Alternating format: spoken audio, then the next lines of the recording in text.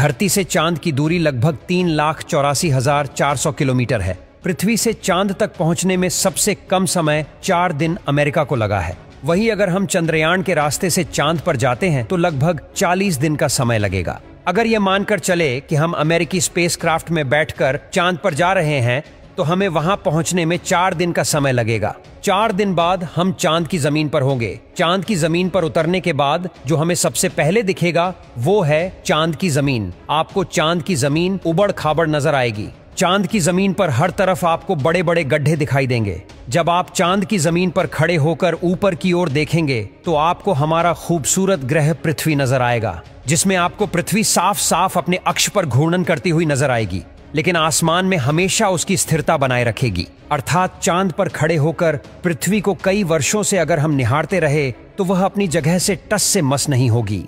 चांद का गुरुत्वाकर्षण पृथ्वी के मुकाबले 6 गुना कम है, यानी चांद की जमीन पर जाने के बाद हमारा वजन 6 गुना कम हो जाएगा। यदि पृथ्वी पर आपका वजन 60 किलो है तो चांद की सरफेस पर आपका वजन केवल 10 किलो ही रह जाएगा। यानी चांद की जमीन पर उतरने के बाद आप अपने आप को काफी हल्का महसूस कर रहे होंगे। आप इधर उधर आसानी से उछल पाएंगे।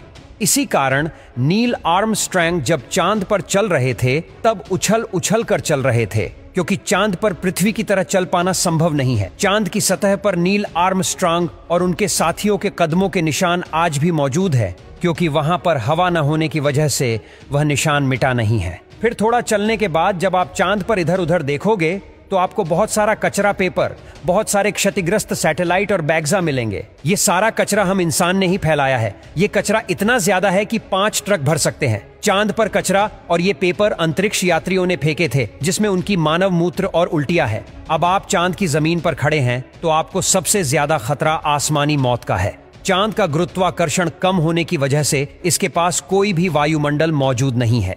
वायुमंडल की नामौजूदगी के कारण वहां पर रहने वालों के लिए उल्का पिंड से मरने का खतरा लगातार बना रहता है। यानी आप चांद पर खड़े हैं और पता नहीं कब एक बड़ा पत्थर आसमान से गिरकर आएगा और आपकी मौत वहीं पर हो जाएगी। यही वजह है कि पृथ्वी से देखने पर जो चांद पर काले धब्बे दिखाई देते हैं, असल में वे धब्बे नहीं, गड्ढे हैं, जहां पर सूर्य की रोशनी नहीं पहुंच पाने की वजह से वो धब्बे नजर आते हैं। सूर्य के बाद आसमान में सबसे ज्यादा चमकने वाली अगर कोई चीज है तो वो है चंद्रमा। जब हम पृथ्वी से आसमान की तरफ देखते हैं तो हमें नीला दिखाई देता है, लेकिन जब चांद से आसमान की तरफ देखेंगे तो हमें नीला नहीं बल्कि काला दिखाई देगा। यानी आप जब भी ऊपर आसमान की तरफ देखेंगे तो आपको लगेगा कि आप काले आसमान की दुनिया में आ गए हैं। अब चांद पर खड़े होकर आप बहुत बोरिंग फील कर रहे हैं और हम मजाक नहीं कर रहे।